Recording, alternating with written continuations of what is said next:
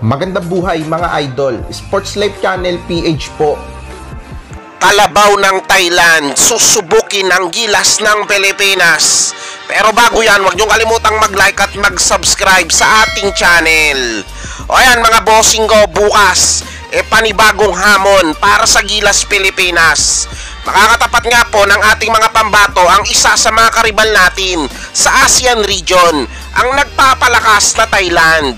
O mga bossing ko, hindi na rin biro kalaban itong mga taga-Thailand kasi masyadong nag-improve na rin ang kalidad ng basketball program ng mga taga-Thailand na nakakasabay na rin sila sa Pilipinas.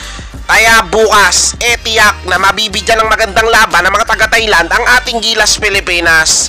Ilan nga po sa mga players ng Thailand na dapat markahan ng gilas? Itong naturalized player nila na si Tyler Lamb at ang sinasabing kalabaw ng Thailand na si Chanatip Jakrawan.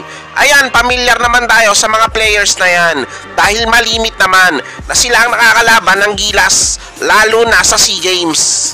Itong si Chanatip Jakrawan isa sa mga magiging sakit ng ulo ng mga taga-gilas, lalo na pagdating sa ilalim. Sa height nito na 6'9" at sa lapad niya, mukhang mapapalaban ang frontline ng gilas sa kalabaw ng Thailand.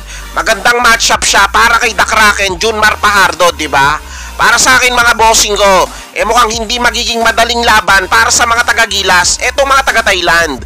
Lalo pat kumpleto rin naman ang lineup nila. Sabi ko nga sa inyo kanina, sobrang laki na rin talaga ang in-improve ng basketball program nila sa mga nagdaang taon.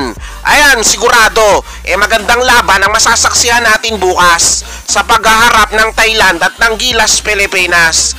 Kaya sama-sama tayong mag-abang sa salpukan na yan at suportahan ang ating mga pambato, ang ating gilas Pilipinas. O mga bossing ko, may FB page tayo Sports Life Channel PH ang pangalan. Pa-like and subscribe naman.